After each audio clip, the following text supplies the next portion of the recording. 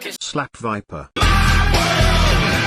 An underdog can be defined, according to Oxford, as a competitor thought to have little chance of winning a fight or contest. Wrestling is no short of these such people, with men, women, and even non-binary folks being classed as underdogs through a spirit of never giving up despite how bleak it may seem for them in the contest. Wrestlers such as Eddie Guerrero, Rey Mysterio, Maki Ito, Spike Dudley, Liv Morgan, Mick Foley, and so many others made their careers over getting beat up but still coming back with that fiery spirit. Even in defeat, these underdogs show why they are to be taken seriously. There is one example, however, of an underdog in wrestling that people will always point to when talking about going from being in bruised and overlooked to the highest of highs. Everyone looks at none other than Daniel Bryan, or Bryan Danielson for you independent / AEW geeks on Cage Match and Reddit. Daniel Bryan's roller coaster ride to the top is a story I still thoroughly enjoy to this day. No other wrestler in the world today has captured that energy and sheer fighting spirit like Bryan Danielson. Well, perhaps there's one. Suzume is a Japanese professional wrestler currently signed to Tjpw. Despite only wrestling for a little under 4 years, with her 4-year anniversary being on August 25th, she has wowed fans and critics alike with her bubbly personality, her dedication to the craft, and desire to get better and better.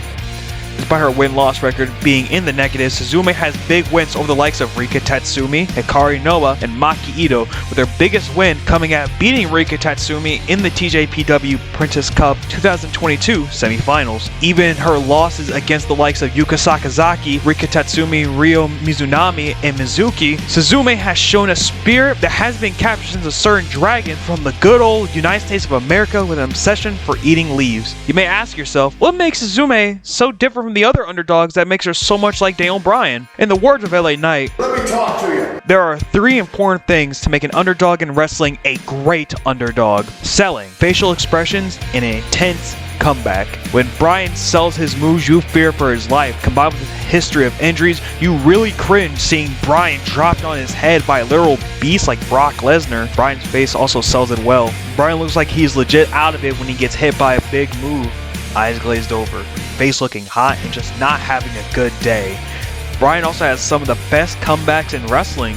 When he hits you, he is still feeling the effects of the beating he took and not just shrugging it off like a certain Spanish god. But back to Suzume, she sells quite like Bryan does. Most wrestlers today seem to have an issue with selling. And yes, I am looking directly at you, Sammy Guevara. And that's why Suzume is one of the best at it in wrestling today. She sells the moves. She looks like she's in pain. She very well may be in pain.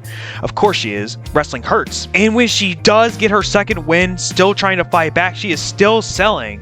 Suzume, with very little experience in the game, she understands the importance, and that's why she is so beloved by the Tjpw fans. Even speaking outside the confines of a wrestling match, a great underdog should have the ability to get the fans to rally behind them in promos or just in personality.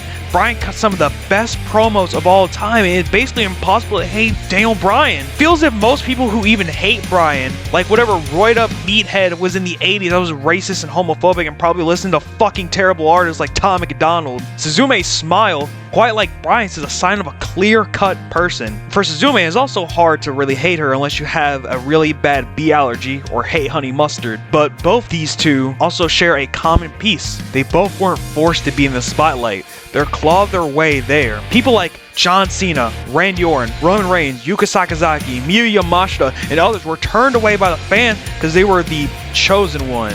The person chosen to be the face of the company, despite the fans begging for change. Even if you like all these people like I do, you can understand why people would be so skeptical and a bit harsh towards these people. Daniel Bryan and Suzume were never meant to be at the top of their promotion, but Bryan was so popular that the fans forced a change. Suzume isn't on that level, but with her only being 24, she has time to be at the top of Tjpw. I talk a lot about Suzume being International Princess Champion, but why stop there? Yuka is leaving in December. Miyu Yamashita will be taking more and more US dates this year and come next year. You need people to fill in those 2 big voids in Tjpw, and I feel as if Vivid Honey Mustard, Suzume, is the way to go.